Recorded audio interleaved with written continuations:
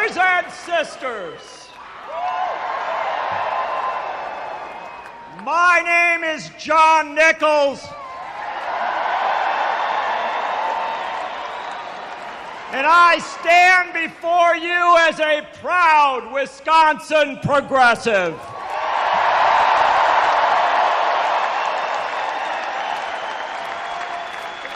I am here in the tradition of Robert M. La Follette, the Capital Times newspaper, the Progressive magazine, the Wisconsin Idea, and the Wisconsin Uprising of 2011.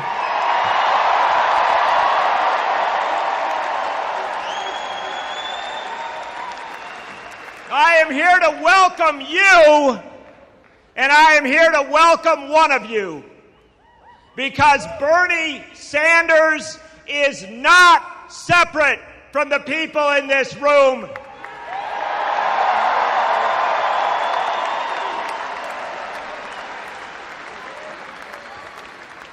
I'm not here to make any endorsements or deliver any grand statements about what you should do in 2016. That's not what the Wisconsin Progressive Movement was ever about.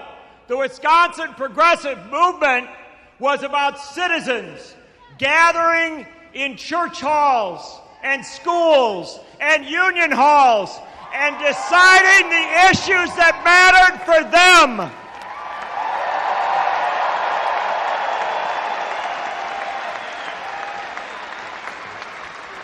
This has always been a people's movement. And when leaders arrive, they come from the people. They don't dictate to the people.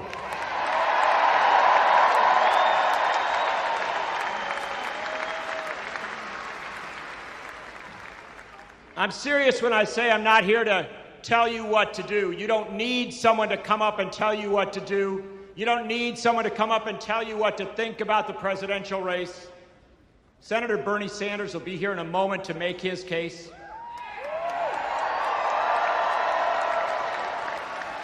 His campaign is all over this room. They've given you all sorts of information. They want you to go to berniesanders.com. They want you to text 82623, pull your phone out and do all that, and type in Bernie and you get updates all the time. They'll tell you all the bells and whistles. I'm not here to do any of that. I am here to tell you what you have already done, because what you have already done is more important than anything that any candidate will do. What you have already done is demand that the 2016 presidential race have a progressive voice at the table and in the debate.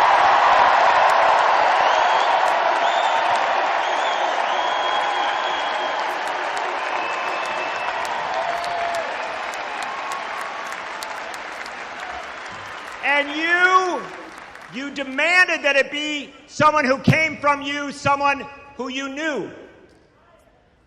You demanded that it be someone who has marched with you, someone who has rallied with you, someone who knows Ed Garvey and who has campaigned with Ed Garvey. Ladies and gentlemen, the man who rebuilt the progressive movement in this state, the founder of Fighting Bob Fest, Ed Garvey, right here up front.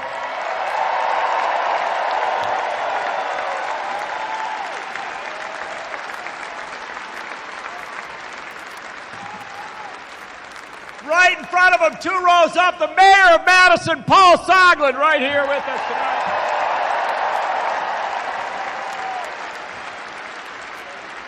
Couple steps away from him, State Senator Fred Risser, the longest-serving legislator in the United States.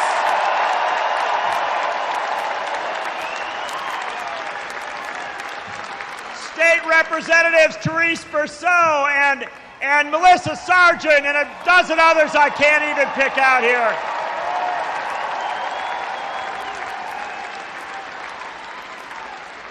It's a remarkable thing that's going on, and I want you to know that a year ago when Bernie Sanders said to me that he was thinking of running for president of the United States, I had my doubts.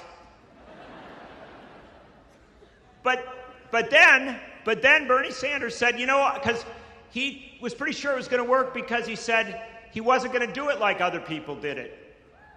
He was going to do it as a movement.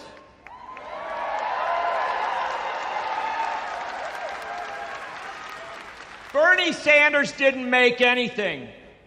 Bernie Sanders is the product of movements that have made everything.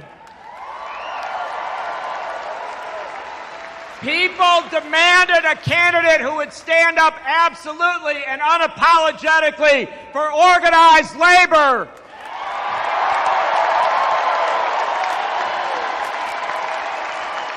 People demanded a candidate who would stand up absolutely and unapologetically for fair trade, not the broken free trade model of NAFTA and the TPP.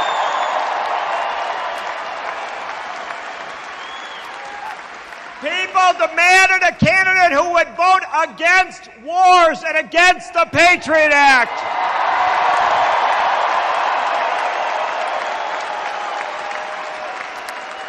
People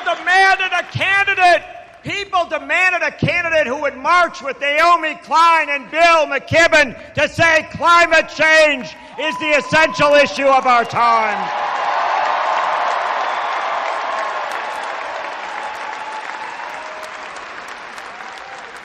And people demanded that finally, 100 years on, we would get another candidate who would say as boldly as Robert M. La Follette did, that this fight is not about parties and partisanship and ideology. This fight is about all of us against a handful of plutocrats that would take everything we have.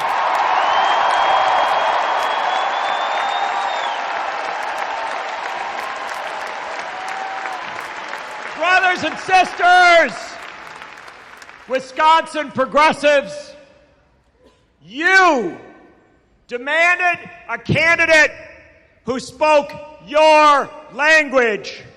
And ladies and gentlemen, brothers and sisters, please welcome Senator Bernie Sanders.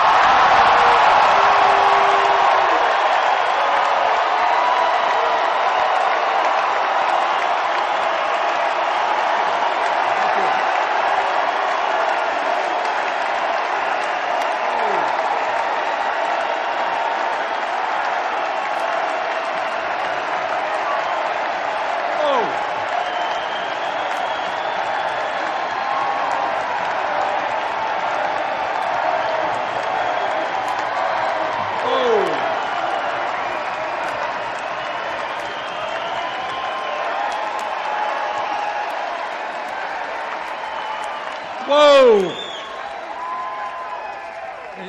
In case you haven't noticed, there are a lot of people here.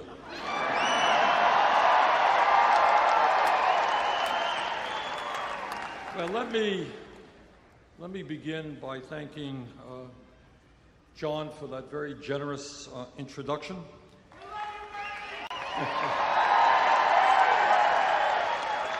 And let me thank my dear friends Ed and Betty Garvey for all the work they've done for Wisconsin and this country for so many years.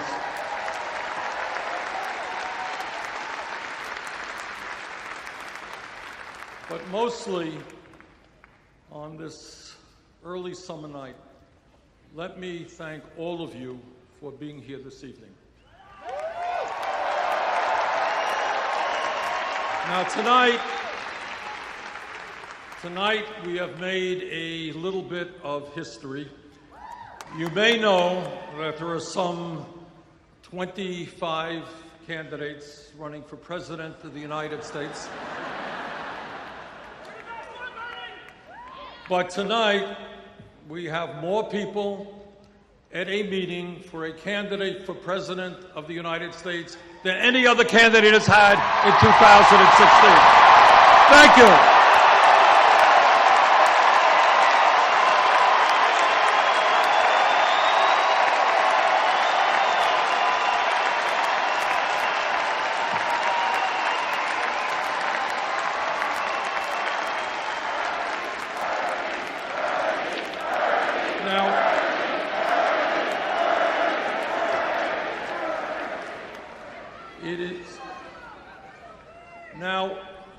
I was shown something yesterday. Apparently, the Wisconsin Republican Party has welcomed me into the state with a billboard, and the billboard indicated that I was an extremist. So let me just say a few words to my friends in the Republican Party about extremism.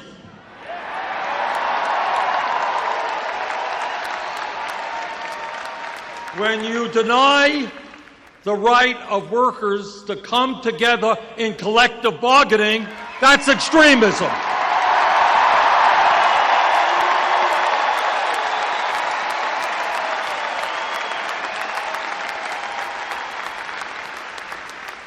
When you tell a woman that she cannot control her own body, that's extremism.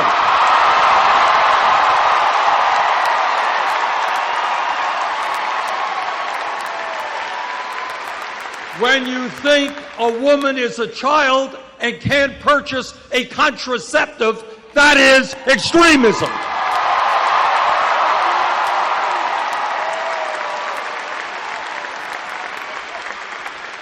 When you give tax breaks to billionaires and refuse to raise the minimum wage, that's extremism.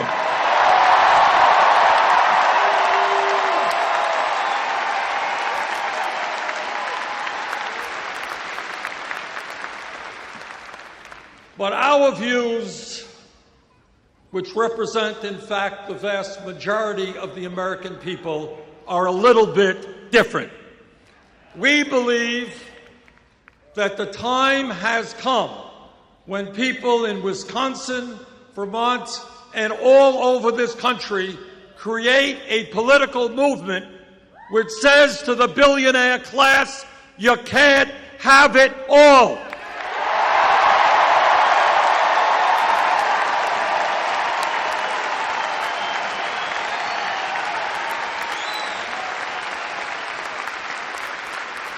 And what we are saying to the Koch brothers, Governor Walker, and all of those people is that this great country and our government belong to all of the people and not just a handful of very wealthy people.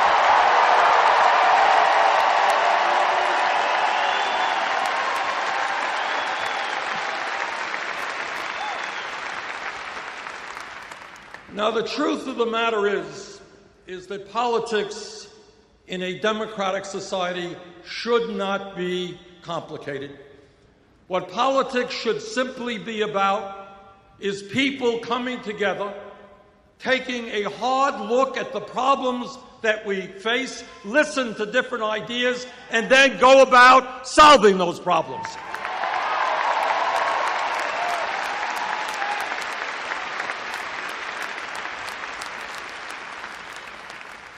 Despite what the media may think, politics is not a baseball game with polls. Politics is not a soap opera. What politics is about in a democratic society is people coming together and improving life for our people.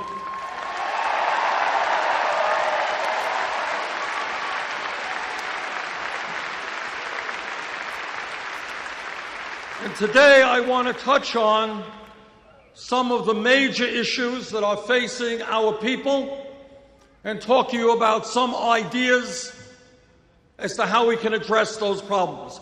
But the first point that I want to make, and John Nichols has already made it, and let me be very clear about this. This campaign is not about Bernie Sanders. It is not about Hillary Clinton. It is not about anybody else. It is about you.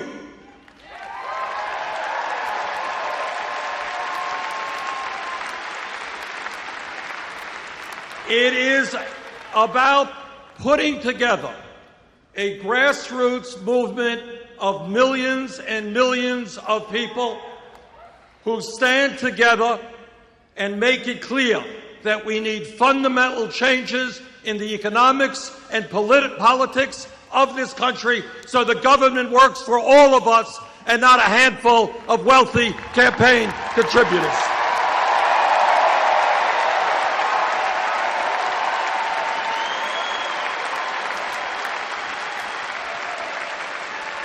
And let me also tell you that in order to win this election, it goes without saying that we need a strong grassroots movement, an unprecedented grassroots movement. But let me say this to you also, and this is something that no other candidate will tell you, and that is that nobody in the White House, no matter how good he or she may be, can address the major issues facing working families and the middle class without an active, politically conscious grassroots movement.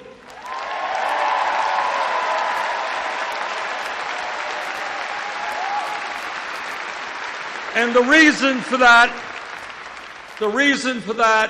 is not complicated. It is that the big money interests, Wall Street, corporate America, all of these guys have so much power that no president can defeat them unless there is an organized grassroots movement making them an offer they can't refuse.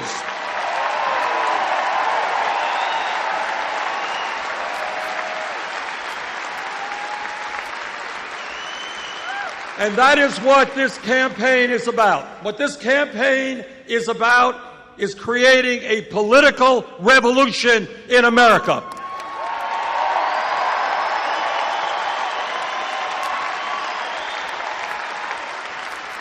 A revolution which takes on the greed of Wall Street and corporate America. A revolution which takes on the reality that the Republican Party is essentially owned by big money interests, and too many Democrats are owned by big money interests.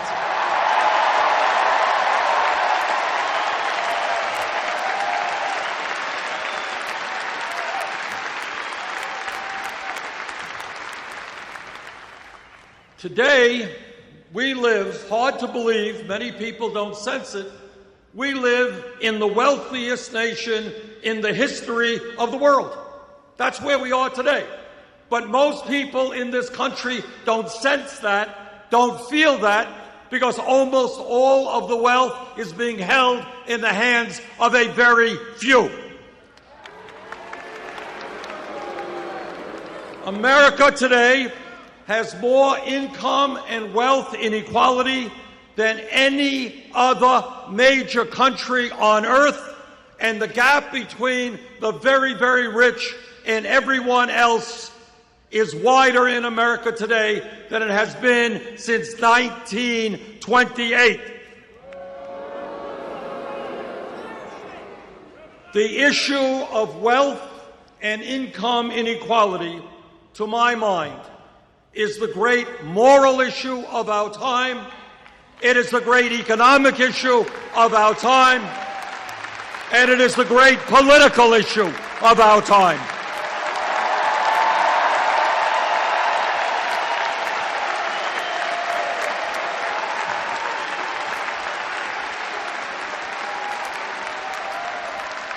Let me be as clear as I can be.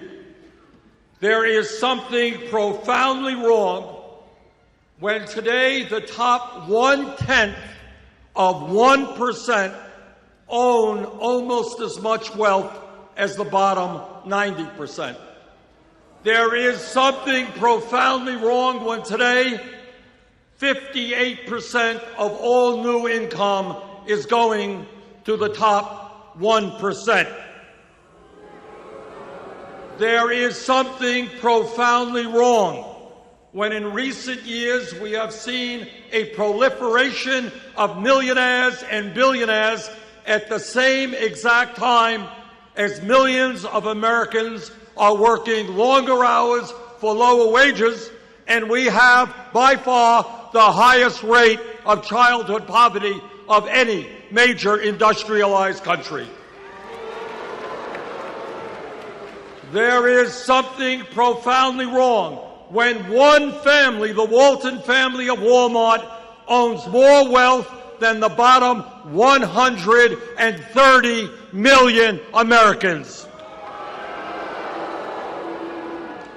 This grotesque level of inequality is immoral, it is bad economics, it is unsustainable, and it is not what the United States of America is supposed to be about.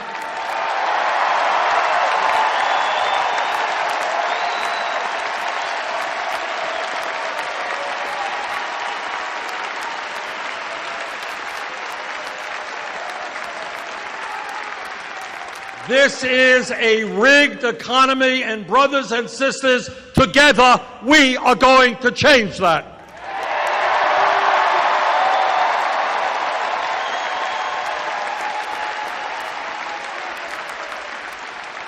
This campaign is sending a message loud and clear to the billionaire class, and that is, you can't get tax breaks when children in America go hungry.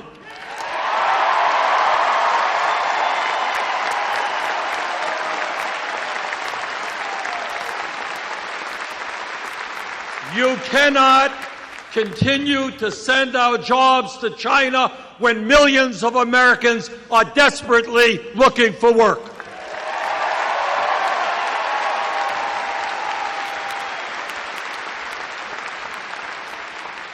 You can't hide your profits in the Cayman Islands and in other tax havens while we have so many unmet needs in America. You're going to have to start paying.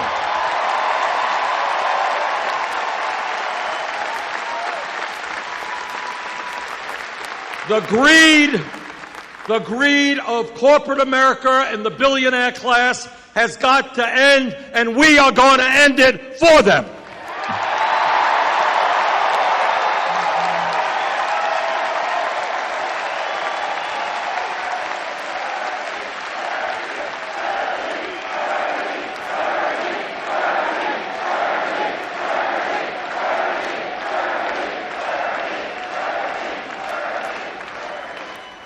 But the issue of our economy is not just income and wealth inequality. The issue of what's going on in our economy deals with the tragic reality that for the last 40 years, the great middle class of America, once the envy of the entire world, has been disappearing, despite exploding technology, so that every worker in America is significantly more productive than those who came before. Median family income is almost $5,000 less today than it was in 1999.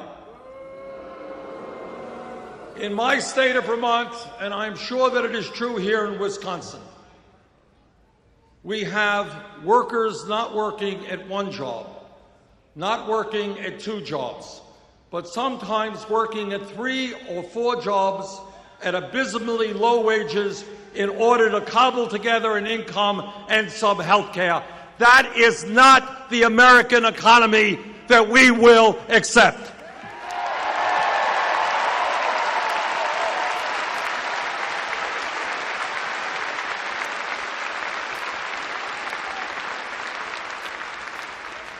And when you look at the economy, what we have to understand is that every month the government announces a statistic about official unemployment. Currently it is about 5.4%. But if you look at another government statistic, which includes those people who have given up looking for work and those people, those millions of people who are working part-time when they want to work full-time, real unemployment today is close to 11%. That is unacceptable.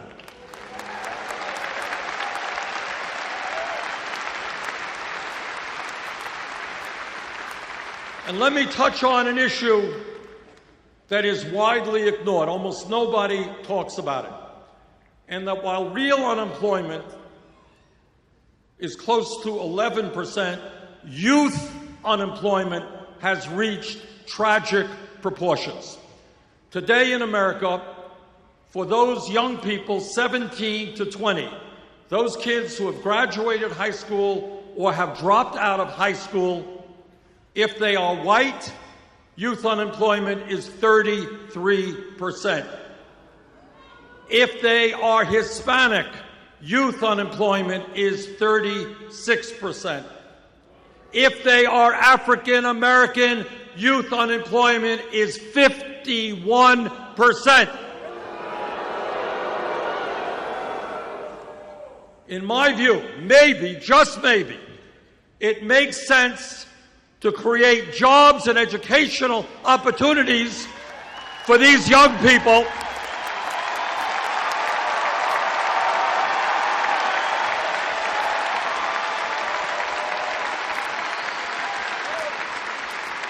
Maybe we should create jobs and educational opportunities rather than more and more incarceration and more jails.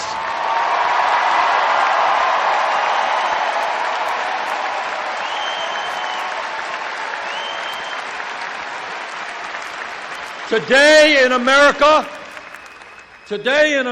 shamefully, we have more people in jail than any other country on earth.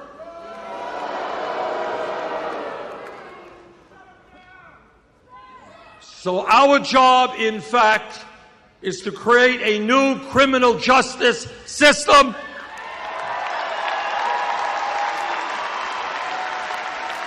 Our job is police department reform.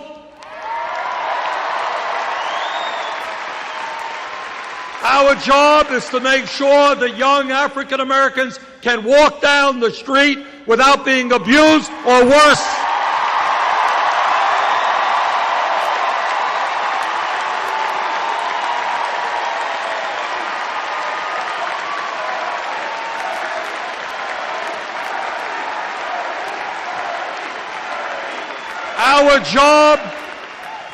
Our job is to have the best educated population in the world, not the country with the most people in jail.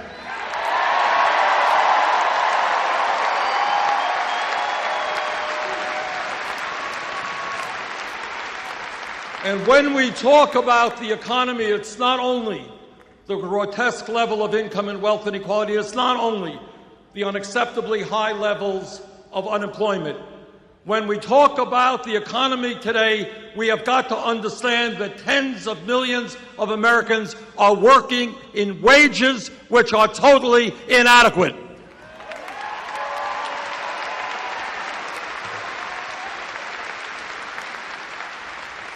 Now, I know that Governor Walker may disagree.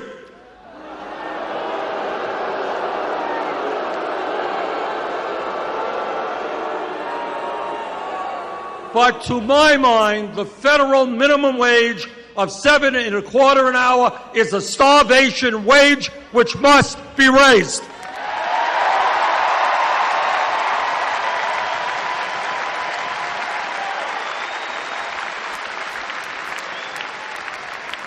The minimum wage must become a living wage, which means $15 an hour over the next few years.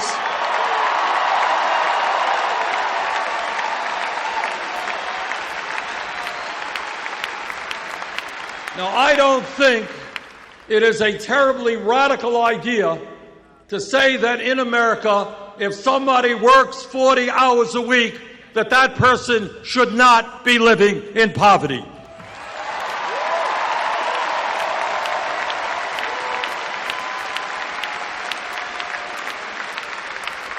And brothers and sisters, A living wage should not only be fair, it should be equitable. There is no excuse for women making 78 cents on the dollar compared to men.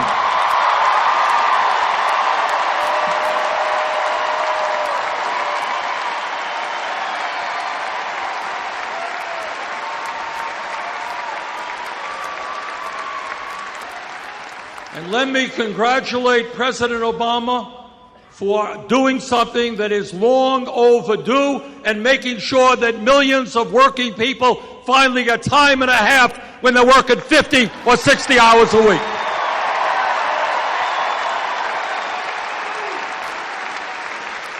That's an issue that many of us have been working on, and I'm glad the president came through. Now, some of you may know, many of our Republican friends are very deeply concerned about family values. They love families. And their view of family values is that women should not be able to control their own bodies. Their view of family values is that women should not be able to purchase the contraceptives they need. You know, when I say these things, it really is hard to believe. Can you imagine? And their view of family values is that gay people should not be able to get married. Now, that is their view, their warped view of family values. Let me give you another view of family values. I have 4 kids. I got 7 beautiful grandchildren. My wife is here. We've been married for 27 years.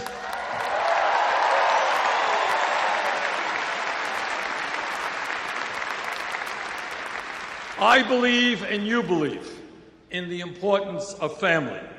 And that is why, because we believe in real family values, the United States must end the international embarrassment of being the only major country on earth that does not guarantee workers paid medical and family leave,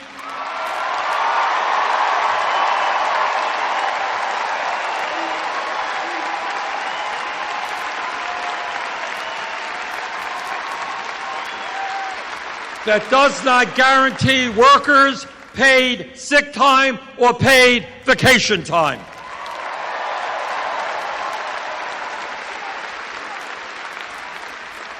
So let me talk a little bit about family values. Today in Wisconsin or in Vermont, a woman is having a baby. One of the most meaningful and important moments in her life. Father is standing right beside her. But because that family does not have a lot of money, that woman will be forced to go back to work in a week or 7 or 8 days. That is not a family value.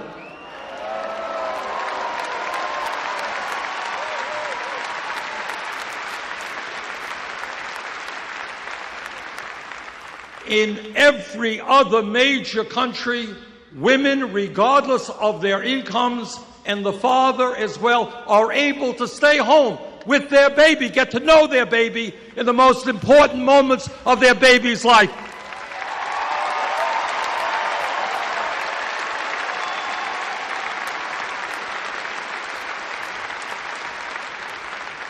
That is a family value, and that is why I will fight for 12 weeks of paid family and medical leave.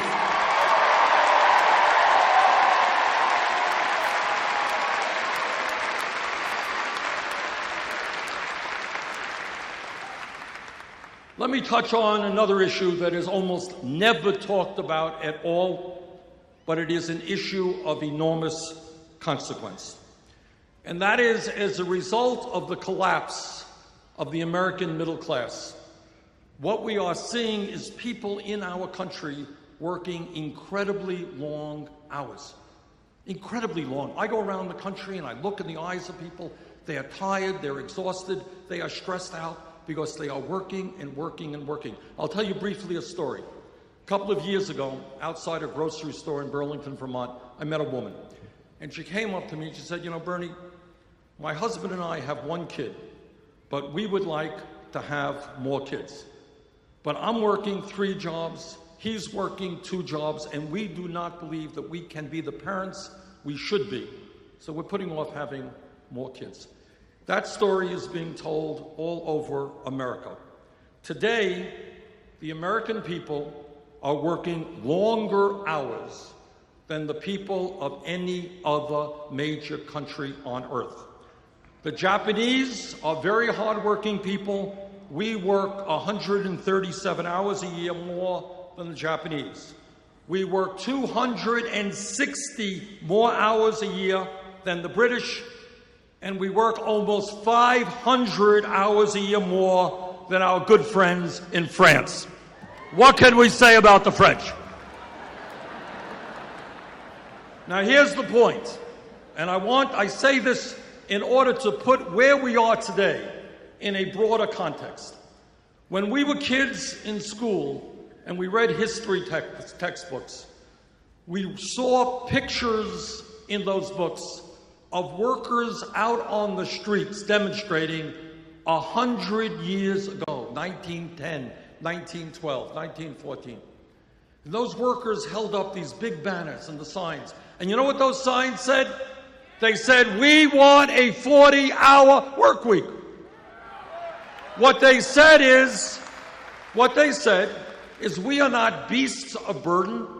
We want time with our families. We want time for education. We need time for leisure. That was 100 years ago. Today, unbelievably, 85% of working men and 66% of working women work more than 40 hours a week. 100 years have come and gone, and we have lost ground. Now, at the very least, what the United States must do, and I will do as president, is to make sure that every family in this country gets at least 2 weeks off of paid vacation.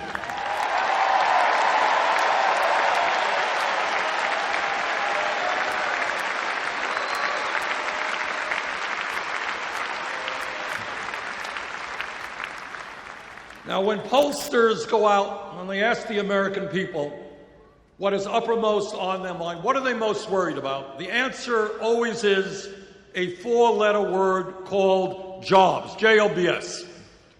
When you have real unemployment of 11%, youth unemployment over 30%, now is the time for a federal jobs program to create millions of decent paying jobs.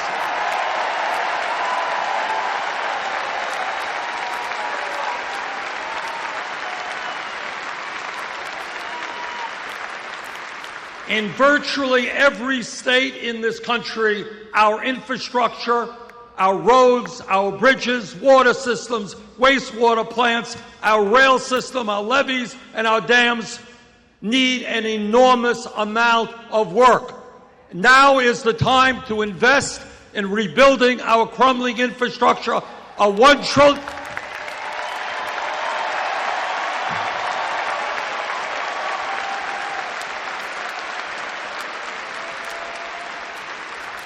A $1 trillion investment will create and maintain some 13 million jobs, and that is exactly what I intend to do.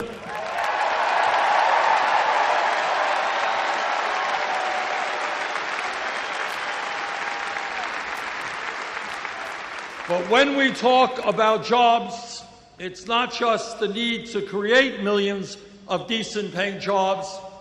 It is the necessity to end job loss as a result of disastrous trade policies.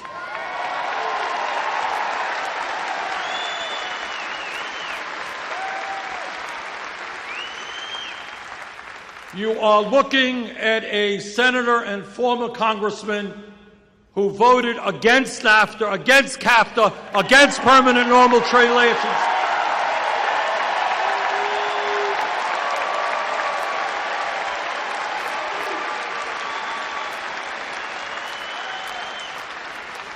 And I will do everything that I can to defeat this disastrous TPP.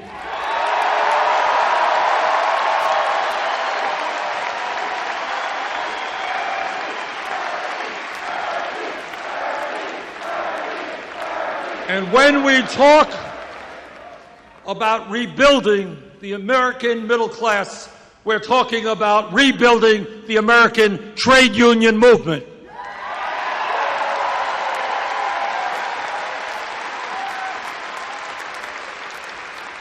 There are millions of workers who would like to join unions today but are unable to do so because of illegal actions on the part of their employers. In my view, if 50% plus one of workers in a bargaining unit sign a card asking for a union, they should have that union.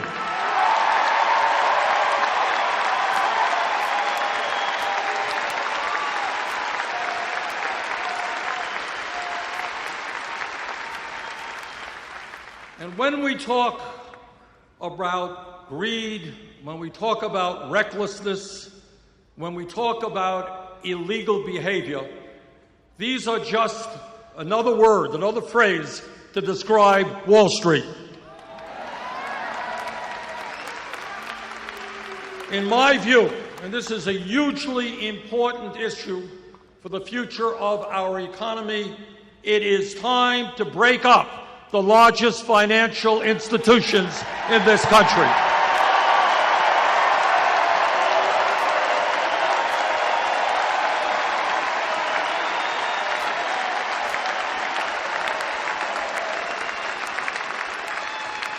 Wall Street cannot continue to be an island unto itself, gambling trillions in risky financial instruments while expecting the public to bail it out.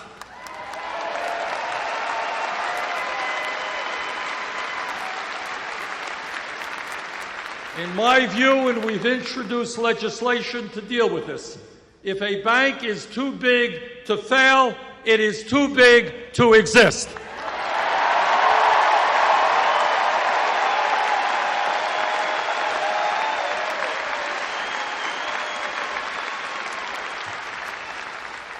When we talk about issues of jobs or education or the environment or any other significant issue, they all are related to another issue which undermines everything else that's going on in America. And I think you in Wisconsin are very familiar with this issue. So let me be as blunt as I can be when I tell you what you already know. And that is that as a result of the disastrous Supreme Court decision in the Citizens United case,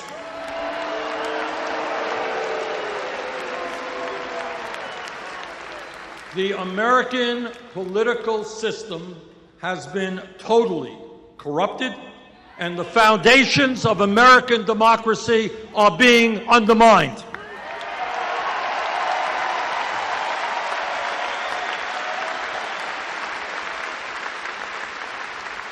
What the Supreme Court said in so many words is they said to the wealthiest people in this country, they said, okay, guys, you already own much of the economy. Now we are going to give you the opportunity to own the United States government, and that is what they are trying to do right now.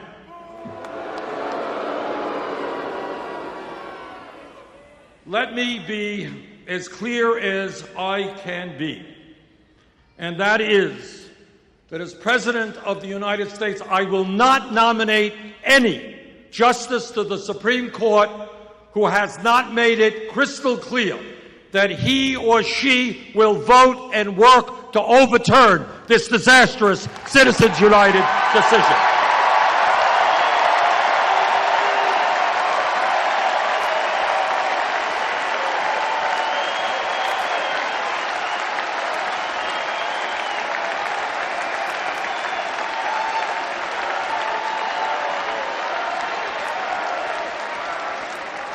Long-term, overturning Citizens United is terribly important. Passing a disclosure law is very important. But long-term, if we want to see a vibrant democracy where people of any political point of view who want to be in public service can get up and run for office without having to beg rich people for money, we need to move to public funding of elections.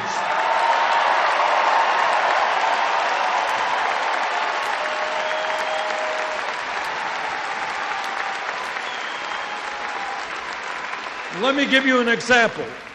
I'll give you an example of how bad the situation is today. According to media reports, which I think are accurate, the Koch brothers alone, second wealthiest family in America,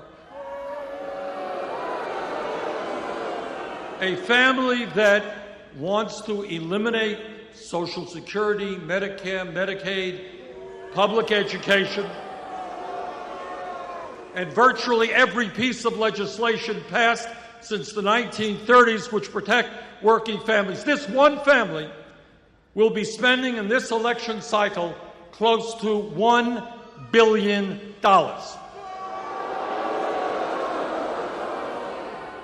And their job and what their money is about is to elect candidates who make the rich richer and everybody else poorer.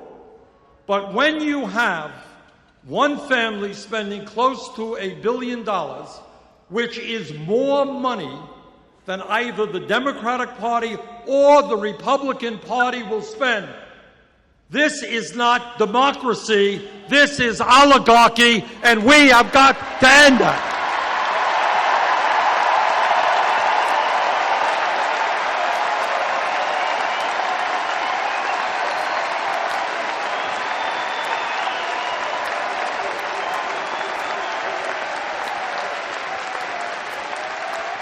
Let me also be clear that American democracy means one person, one vote.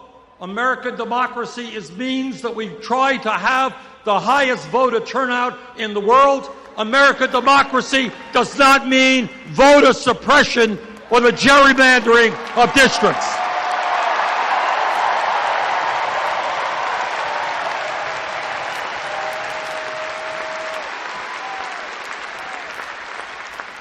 I think everybody here knows that we are living in a very competitive global economy, and that if we are going to succeed, if our economy is going to do well in years to come, we need to have the best educated workforce in the world.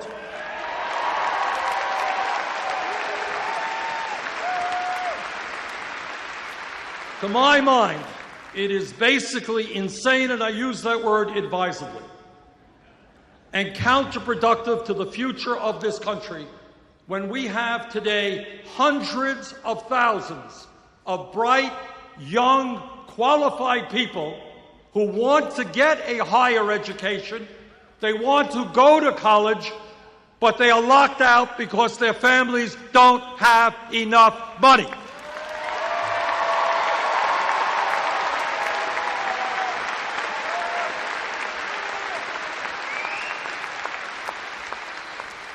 And that is not only pulling the ladder out from under these young people who want to work hard and make it to the middle class. It is not the way you create a growing and vibrant economy when we need doctors and scientists and nurses and teachers and all kinds of well-educated workers.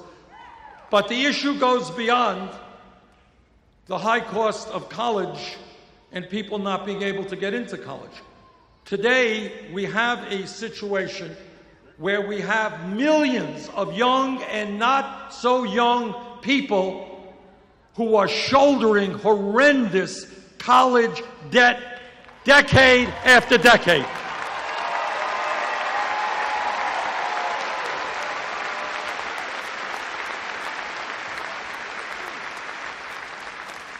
A year or so ago, I met with some folks, and there was a young woman there whose dream it had been to go to medical school and practice primary care for low-income people, exactly the kind of physicians that we need. And that's what she did. And as a result, she left school $300,000 in debt for the crime of going to medical school so she could work with low-income people. Then I thought that that was really quite extreme, and then I was in Iowa a couple of months ago, and I mentioned this fact, and a young woman came up to me after my remarks. She said, "Senator, I just graduated dental school, $400,000 in debt."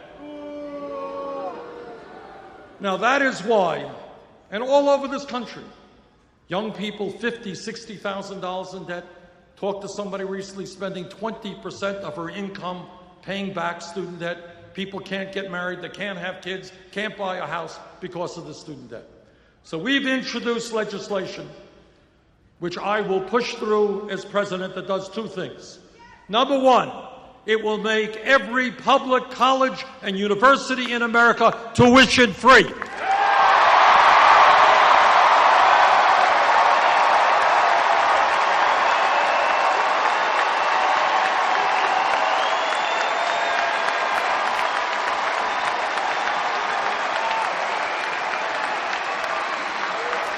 And I want you to know the importance of that concept is not just for kids in the 11th or 12th grade who want to go to college.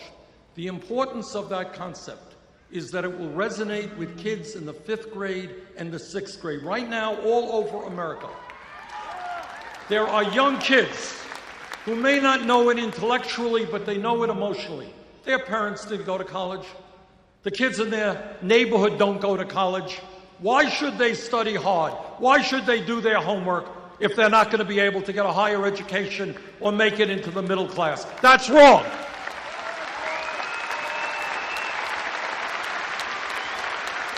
So we are saying to every kid in America, if you study hard, if you do your work, you will, in fact, be able to get all of the education you need, regardless of the income of your family.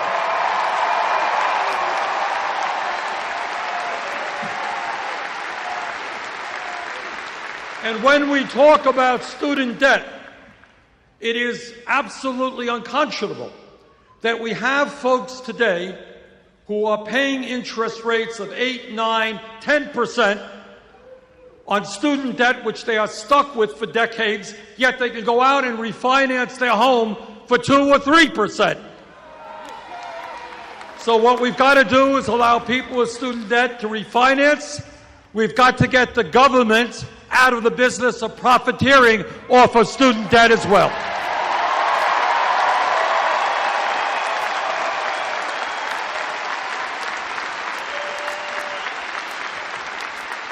And when we do that, we can cut student interest rates by more than half.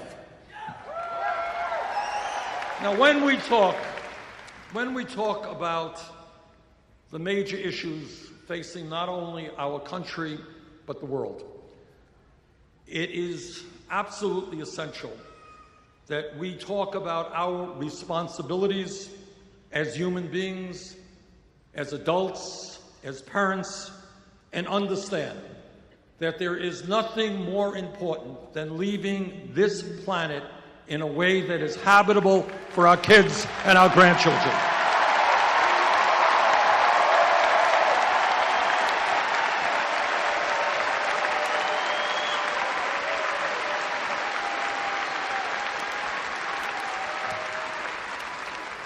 The debate is over. The scientific community has spoken in a virtually unanimous voice. Climate change is real. Climate change is caused by human activity, and it is already causing devastating problems all over our country and all over the world.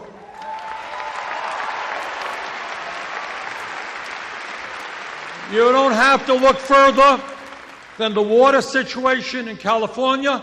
You don't have to look further than what's going on in Pakistan, where people are dying from an unprecedented heat wave.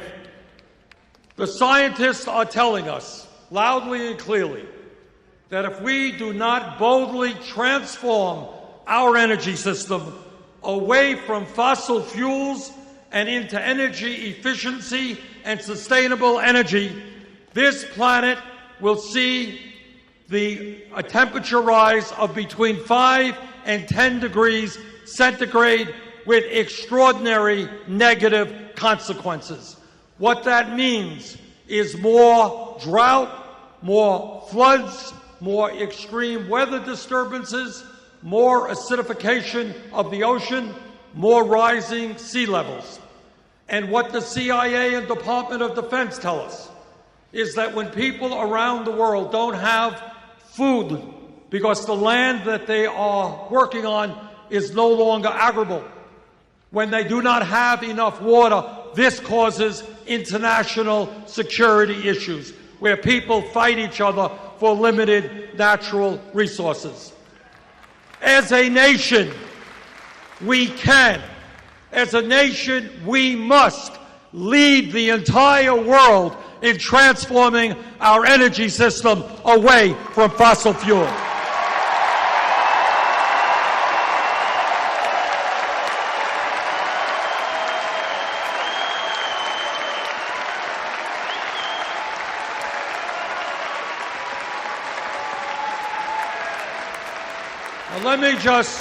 Let me just mention something to you that many of you know, and that is today, sadly, tragically, the United States of America is the only major industrialized nation that does not guarantee health care to all people as a right. That is not something that we should be proud of. It is something we should be embarrassed about. Despite the gains of the Affordable Care Act, 35 million Americans continue to lack health insurance, and many more are underinsured with high deductibles and high co-payments. Yet, despite all of that, we continue to spend almost twice as much per capita on health care as do the people of any other nation. In my view, this country must make two fundamental decisions with regard to health care. Number one, in America, health care must be a right for all of our people.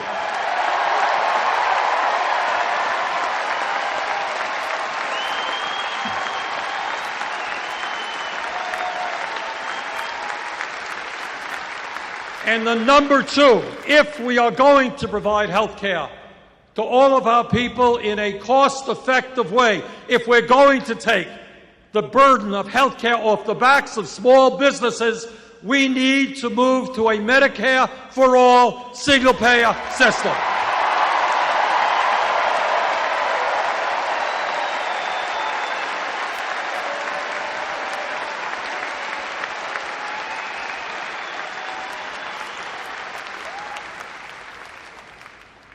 All of you who are here this evening, I think, have an understanding about how real change takes place in our country and has historically taken place.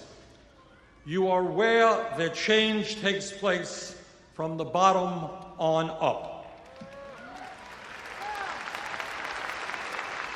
It's never from the top on down. People on top are usually the last to know. You are all aware that 100 and more years ago, workers who are working incredibly long hours under horrendous working conditions said enough is enough. We're going to form unions and engage in collective bargaining. And as a result of those efforts, we created a middle class in this country. Workers had decent wages, decent benefits. And politically, because of millions of workers coming together, we passed Social Security, Medicare, Medicaid, and many other programs to help the American people.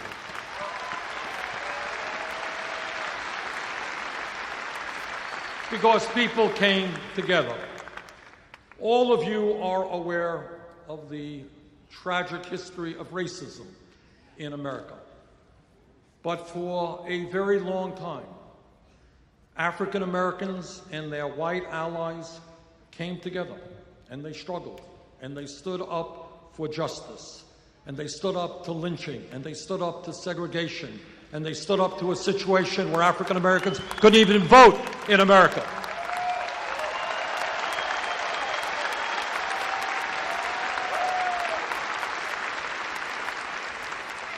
And change came about. Not as much as we would want.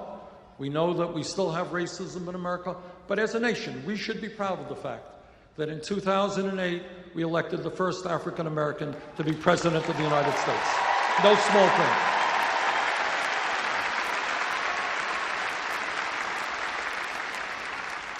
But so many people stood up and fought for civil rights. Didn't happen because of a few. And when we talk about women's rights, we know that women, the suffragettes, Susan B. Anthony and all those folks, went to jail. Some of them died, and they said, women in America and around the world will not be second-class citizens.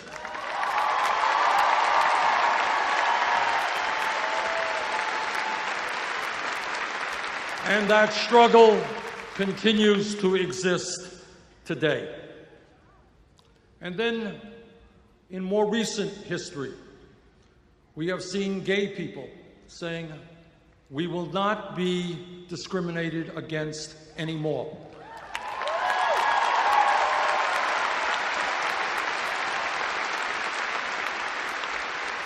And a huge change swept the country, huge change in consciousness, and said that we are going to treat all of our people with respect and dignity, no matter what their sexual orientation may be.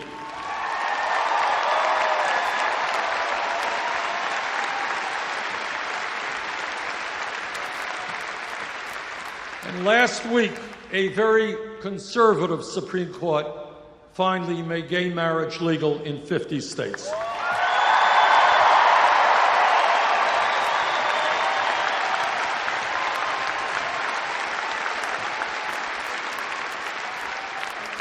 So as a nation, we have a right to be very proud of the successes that we have seen because of the struggles of millions of people to create a less discriminatory society. That's something we should be proud of. Right, we deserve a hand for that.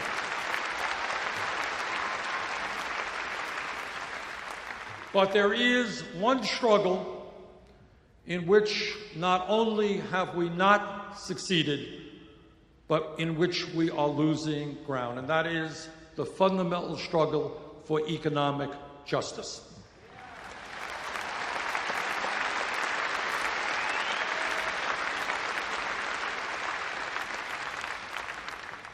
I am, in the Senate, the ranking member of the Budget Committee, which means that I am the Democratic leader on that committee. And I want to give you an example. And I want to speak now not just to the people in this room, but to working class and middle class Republicans in the state of Wisconsin. Because I want you to know what many people do not know. I want you to know what your party, Republican Party, is doing in Washington, D.C. This is what the Republican budget did. And I know something about it because I am the ranking member of this committee. This is what it did. About 2 months ago, this legislation was passed. And this legislation sets the framework for what the appropriations committees will do later on. 35 million Americans have no health insurance. Only major country on earth without health care for all. Republicans decided to end the Affordable Care Act, cut Medicaid by over $400 billion, throw 27 million Americans off of health insurance.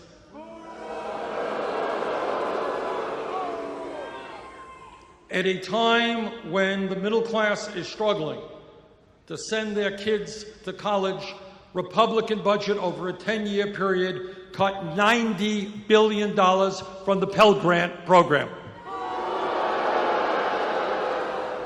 At a time when millions of Americans are working 40 or 50 hours a week and are not earning the income they need to adequately feed their family, the Republicans made massive cuts in nutrition programs for hungry people and for children, including the WIC program, which is designed to protect low-income, pregnant women and their newborn babies.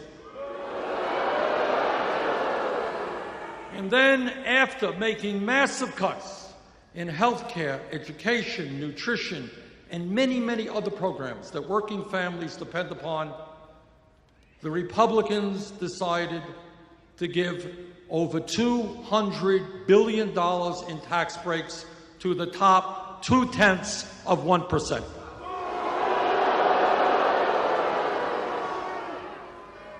In my view, when we reach out, and what this campaign is about, is to reach out to working families all over this country, including Republicans. Because I believe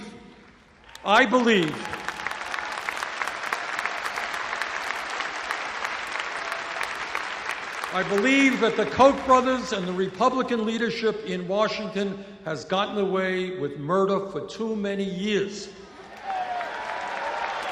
What they have done is try to divide our country up. Black versus white, native-born versus immigrant, gay versus straight. And what they have done is try to divide us. Our job is to bring people together around a progressive agenda that works for all of us.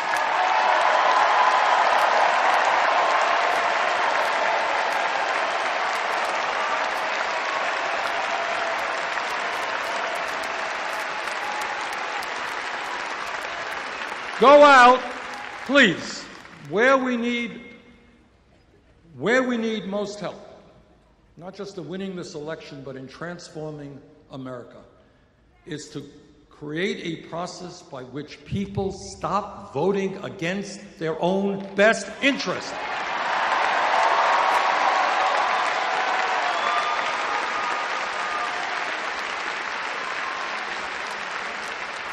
Ask your Republican friends at work if they really think it makes sense to vote for people who are going to send their jobs abroad. Vote for people who will not raise the minimum wage. Vote for people who take health care away from their own children.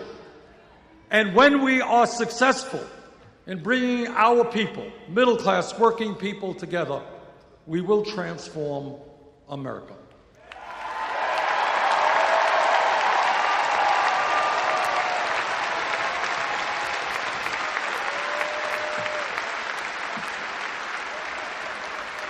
Let me conclude by saying this.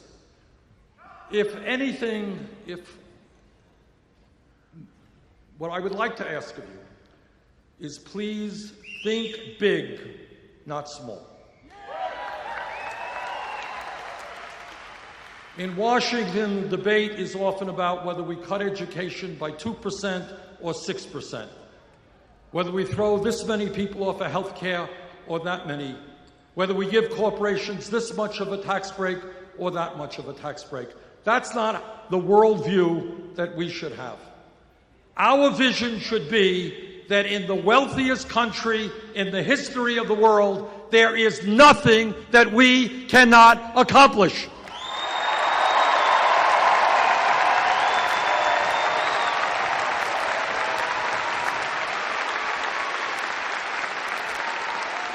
We can provide health care to every man, woman, and child as a right.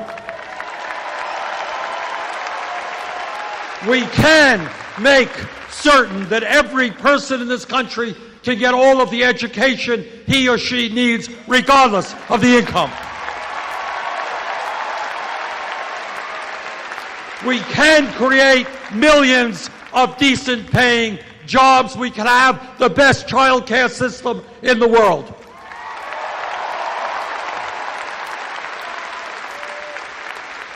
In the last 30 years, there has been a huge redistribution of wealth from the middle class and working families to the top 0.1%. Our job is to reverse that, redistribute wealth back into the hands of working families.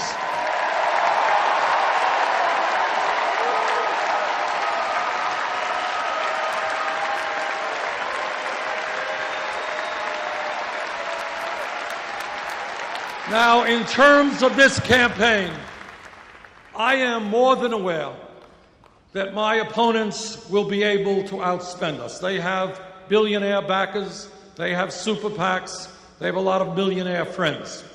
But we are going to win this election. We